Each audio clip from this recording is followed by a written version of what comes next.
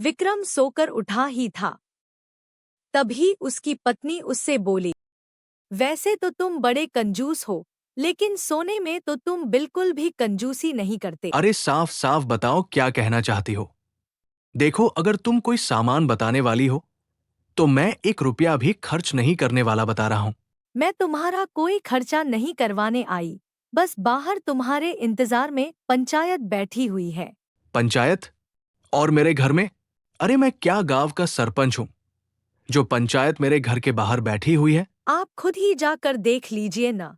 विक्रम अपने घर के बाहर आ गया। बाहर गांव का मुखिया, एक वकील और कुछ गांव वालों के साथ खड़ा हुआ था। देखो मुखिया जी, अगर आप चंदा लेने के इरादे से आए हो तो इसी समय वापस लौट जाओ।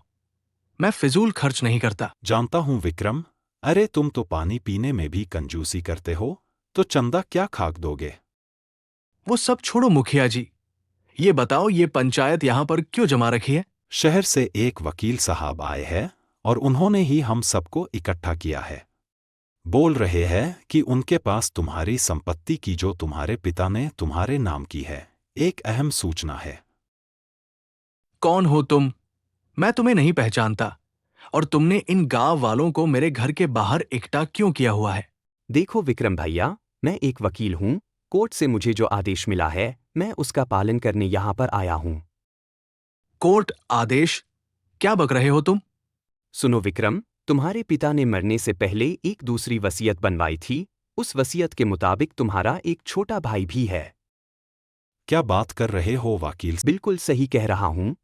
अगर ऐसी बात है तो पिताजी ने ये बात गांव वालों से क्यों छुपाई? और मैं तो उनका बेटा हूं। मुझे तो बताते। मेरी मां ने सिर्फ एक ही संतान जन्मी थी। तुम्हें शायद इसलिए नहीं बताई होगी कि उन्हें अंदाजा लग गया होगा कि तुम्हें एक नंबर के नाकारा और बेकार व्यक्ति हो। और रहा सवाल तुम्हारी माँ का, तो वो तो तुम्हें पैदा करके जीवन भर रोती रही होगी। आखिरकार उसने संसार की सबसे बड़ी गलती जो की थी। पहेलियां मत बुझाओ वकील, साफ साफ बोलो। देखो विक्रम, वसीयत के मुताबिक तुम्हें अपने छोटे भाई को ढूंढना होगा। तुम्हें अभी इसी समय इस घर को छोड़कर जाना होगा। अगर 3 दिन के अंदर तुम अपने भाई को नहीं ढूंढ पाए, तो ये सारी संपत्ति सरकारी ट्रस्ट में चली जाएगी। अरे ऐसे कैसे चली जाएगी? विक्रम, तुम्हारी जानकारी के लिए तुम्हें बता दूं कि तुम्हारा सौतेला भाई सिर्फ 1.5 फुट का है और उसकी आंखें किसी धूर्त बिल्ली की तरह है। अरे उसकी कोई फोटो तो होगी। नहीं, उसकी कोई तस्वीर नहीं है। इन पुलिस वालों को देख रहे हो? अगर तुम अपने सौतेले भाई को नहीं ढूंढ पाए, तो ये मार मार कर तुम्हें धक्के देकर तुम्हारे घर से बाहर निकाल देंगे। तुम्हारा समय शुरू होता है अभी से। विक्रम ये सुनकर अपना सर पकड़कर बैठ गया और मन ही मन बोला, हे भगवान, ये बैठे बिठाए क्या गांठ लग गई। तभी बंसी की पत्नी वहां आकर विक्रम से बोली, बोला था ना कि धर्म कर्म में कुछ रुपया खर्च किया करो, मगर तुम्हारा तो बस चले। तो तुम अपना ही शरीर का मैल भी किसी को न दो। अब जाकर ढूंढो अपने सोतेले 1.5 फुटिए भाई को। विक्रम चुपचाप अपने घर से बाहर चला गया और एक पेड़ के नीचे बैठकर अपने आप से बोला, मेरे पिता ने भी कितना मूर्ख भरा काम किया है। एक तो मेरे ऊपर सौतेले भाई को बैठा दिया, वो भी 1.5 फुटिया, और ऊपर से उसकी कोई तस्वीर भी नहीं है। अरे इतनी बड़ी दुनिया में उसे कहां से ढूंढे? तभी विक्रम की नजर एक पेड़ के नीचे एक नाटे पर पड़ी, जो कि आराम से बैठा हुआ था। विक्रम उसे गौर से देखता हुआ अपने आप से बोला, इसका हुलिया वैसा ही है जैसे कि मेरे पिताजी ने वसीयत में लिखाया है। क्यों ना मैं इसे ही गांव ले चलूं? वैसे भी 1.5 फुटिये की कोई तस्वीर तो है नहीं। विक्रम चुपचाप उस नाटे व्यक्ति के पास जाकर बोला, तुम्हारा क्या नाम है? मेरा नाम छोटू है, लेकिन तू क्यों पूछ रहा है मुझसे कौन हो तुम? मेरा नाम विक्रम है। अच्छा अच्छा, तू वही विक्रम है जिसके कंजूसी के चर्चे न्यूज अखबारों में छपते रहते हैं। मेरा एक काम करोगे? अरे ओ, मैं कोई भी काम मुफ्त में नहीं करता। विक्रम रोते हुए छोटू को सारी घटना बताते हुए बोला, अगर 3 दिन तक मैंने अपने नाटे भाई को नहीं ढूंढा तो मेरी सारी संपत्ति मेरे हाथ से चली जाएगी। वैसे भी तेरी संपत्ति किस काम की नहीं है? संपत्ति कुछ खर्च करता है, नहीं तो। तुम मेरी मदद करो। तुम मेरी सौतेले नाटे भाई बन के साथ चलो। अरे बोला ना, मैं मुफ्त में कोई काम नहीं करता। इसके पहले तुम मुझे क्या दोगे बताओ?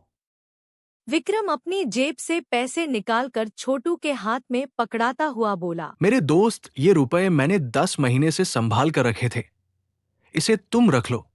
ये रुपए मैं तुम्हें अपने कलेजे पर पत्थर रख कर दे रहा हूँ। छोटू उस रुपए को विक्रम के मुंह मारता हुआ बोला। अब अपने सीने पर रखे हुए पत्थर को सीने पर ही मार दे, सारी दुनिया का भला हो जाएगा। पूरे 5 लाख रुपए लूंगा।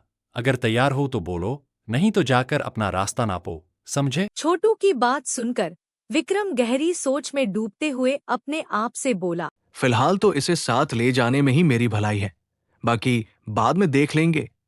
इतना तो तय है कि काम होने के बाद इस नाटे को एक फूटी कौड़ी भी नहीं दूंगा। मुझे मंजूर है। हाँ, तो देर किस बात की है मेरे बड़े भाई, चलो। विक्रम सीधे छोटू को अपने घर लेकर चला गया और वकील सहित और सारे गांव वाली एकाग्र करते हुए बोला। वकील साहब, पिताजी की वसीयत के मुताबिक मैंने अपने भाई को ढूंढ लिया है। ठीक से देख लीजिए, 1.5 फुट से ज्यादा, और इसकी आंखें भी किसी धूर्त बिल्ली की तरह है। वो तो मैं इसे पहली ही नजर में देखकर पहचान गया था। अब मैं आगे की वसीयत पढ़ता हूँ। अब ये क्या बकवास कर रहा है वकील? आगे की वसीयत से तेरा क्या मतलब है? वसीयत में लिखा है कि जब विक्रम अपने छोटे भाई को ढूंढने में कामयाब हो जाए, तब आगे की वसीयत सुनाई जाए। हाँ हाँ, जल्दी बोलो, हम सभी काम धंधे वाले लोग हैं भाई। वसीयत के मुताबिक विक्रम को 6 महीने अपने छोटे भाई को अपने पास रखना होगा और उसकी देखभाल अपनी संतान की तरह करनी होगी। और इन 6 महीनों में जितना अधिकार विक्रम का होगा, उतना ही अधिकार विक्रम के सौतेले भाई का होगा। अगर विक्रम ने उसे घर से बाहर निकालने की कोशिश की, तो ये वसीयत ट्रस्ट के नाम चली जाएगी। इतना बोलकर वकील वहां से चला गया। मुखिया विक्रम की ओर देखकर बोला। विक्रम, ध्यान रखना, कोई भी ऐसा काम मत करना कि तुम्हारा छोटा सौतेला भाई तुम्हें छोड़कर चला जाए, नहीं तो तुम सड़क पर आ जाओगे। और वैसे तो तुम्हारा बस नहीं चलता, नहीं तो तुम सड़क पर ही रहने लगो, है कि नहीं? मुखिया वहां से चला गया। तभी छोटू इतराता हुआ घर के अंदर घुस गया और विक्रम की पत्नी से बोला। खाने में क्या है भाभी? मुझे बहुत तेज भूख लग रही है। 2 दिन पहले 200 ग्राम आलू आए थी, वहीं पके हुए रखे हैं। ओ बड़े भैया हो, मुझे बहुत जोरों की भूख लग रही है। जाओ जल्दी से बाजार से खाना लेकर आओ। ये सुनकर विक्रम को चक्कर आते हुए महसूस होने लगे। अबे 1.5 फुटिए, क्यों मेरा बेड़ा गर्क करने में तुला हुआ है? इतना सारा खाना तो इंसान सारे जीवन में नहीं खा पाता, और जो खाता है वो मेरी नजर में इंसान ही नहीं। ओ देखो बड़े भैया, ओ अगर तुम मेरी मांगे पूरी नहीं करोगे ना, तो मैं यहाँ से चला जाऊंगा, समझे? उसके बाद तुम्हारा ये घर भी तुम्हारे हाथ से जाएगा और तुम्हारी सारी संपत्ति भी तुम्हारे हाथ से जाएगी और फैसला तुम्हारे हाथ में बता दो। ये सुनकर विक्रम मजबूर होकर चुपचाप बाजार से जरा सा खाना ले आया। इतना कम खाना देखकर छोटू बुरी तरह से क्रोधित होकर विक्रम से बोला। अबे ये क्या उठा कर लिया? तुम मुझसे किस तरह से बात कर रहे हो? कुछ देर पहले तो तुम मुझसे बड़ा भाई कहकर बात कर रहे थे। अबे तूने जो काम किया ना, मन करता है कि ये कंटाप तेरे गाल पे खींच के मार दूं है। मैंने तुझे खाना लाने को कहा था न बे। हाँ, तो वही तो लेकर आया हूं। विक्रम मजबूर होकर दोबारा ढेर सर खाना ले आया। कुछ देर बाद छोटू विक्रम की पत्नी के साथ खाना का आनंद उठा रहा था। विक्रम की पत्नी खाते हुए छोटू से बोली। तुम दोनों भाइयों में कितना अंतर है? मैं समझा नहीं भाभी। एक मेरे पति है, एक नंबर के कंजूस, और एक तुम हो। तुम्हें पता है न, पूरी 10 वर्ष बाद मैं इतना अच्छा खाना खा रही हूँ। टेंशन मत लो भाभी, अब मैं यहाँ आ गया हूँ। अभी कल मेरे दोस्त भी आने वाले हैं। फिर तो मजा आ जाएगा। कल खाने में क्या बनाओगे? मैं सब बनाना चाहती हूँ। तभी विक्रम गुस्से से आकर बोला। ये मैं क्या सुन रहा हूं? कल तुम्हारे 2 दोस्त भी आने वाले हैं। हाँ, कल आने वाले हैं और उनका खाने का इंतजाम भी तुम्हें करना है। अच्छा ये बताओ, तुम्हारी तिजोरी की चाबी कहाँ रखी है? ये सुनकर विक्रम बुरी तरह से क्रोधित होकर बोला। तिजोरी की चाबी तू क्यों मांग रहा है बे? अबे ओ अपन तेरा छोटा भाई, सुन, वसीयत के मुताबिक 6 महीने तक अपन तेरे से जो बोलेगा तेरे को करना पड़ेगा, और अगर तू नहीं करेगा तो आज ही मैं ये घर छोड़कर चला जाऊंगा, समझ गया? और अगले दिन फिर तुझे यहाँ से बाहर निकाल देंगे। विक्रम ने डरते हुए तिजोरी की चाबी छोटू को पकड़ा दी। छोटू विक्रम से बोला। अबे ओ ध्यान से मेरी बात सुन, कल मेरे दोस्त करण और विक्की यहाँ आने वाले हैं, उनकी खातेदारी में कोई कमी नहीं होनी चाहिए, समझे? अगर भूल से भी तुमने कंजूसी दिखाई ना।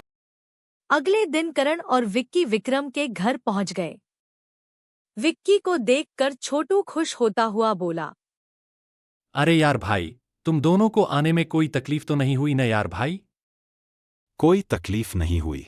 हमें हमारा हिस्सा लेने के लिए यहाँ आना ही था। ये सुनकर छोटू बुरी तरह से घबरा गया और विक्रम बुरी तरह से चौंक पड़ा। क्या कहना चाहते हो तुम? अब कुछ नहीं, वो सिर्फ यह कहना चाहते हैं कि एक दोस्त के प्यार के हिस्से के लिए तो उन्हें यहाँ आना ही था। छोटू सही कह रहा है। अब इन दोनों का बिस्तर मेरे कमरे में लगवा दो बड़े भैया। विक्रम चुपचाप वहां से निकलकर अपने आप से बोला। मुझे तो कोई गड़बड़ लग रही है। मुझे इन तीनों पर नजर रखनी चाहिए। रात को विक्रम कमरे के बाहर उन तीनों की चुपके से बातें सुनने लगा। कमरे में छोटू, करण और विक्की एक दूसरे से बातचीत कर रहे थे। ए करण भाई, तुम बिल्कुल भी टेंशन मत लो, जैसा मैंने कहा था वैसे ही हो रहा है। बकवास बंद कर छोटू, सारी प्लानिंग हमारी थी। हमने ही तुझे बताया था कि ये विक्रम सारे गांव में कंजूस के नाम से मशहूर है, समझा? और वो वकील और पुलिस वाले, उन सब का सेटअप भी मैंने ही किया था। वो सब फर्जी थे।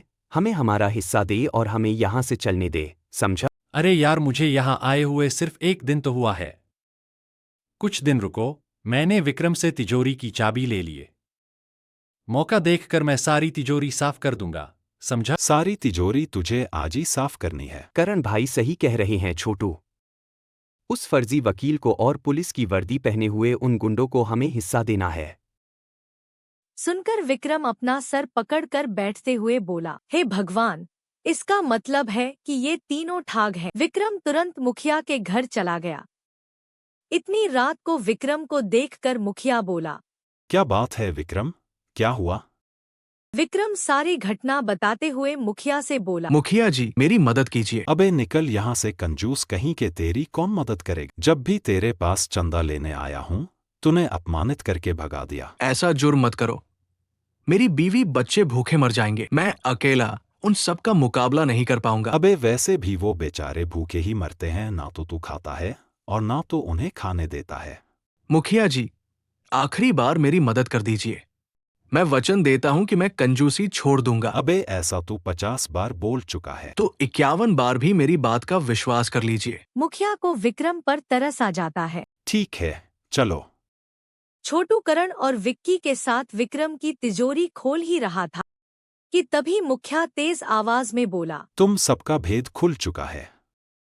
विक्रम ने सारी सच्चाई अपने कानों से सुन ली है। ये सुनकर छोटू, करण और विक्की बुरी तरह से घबरा गए। उन तीनों ने जैसे ही पलट कर देखा तो सामने गांव वाले खड़े हुए थे।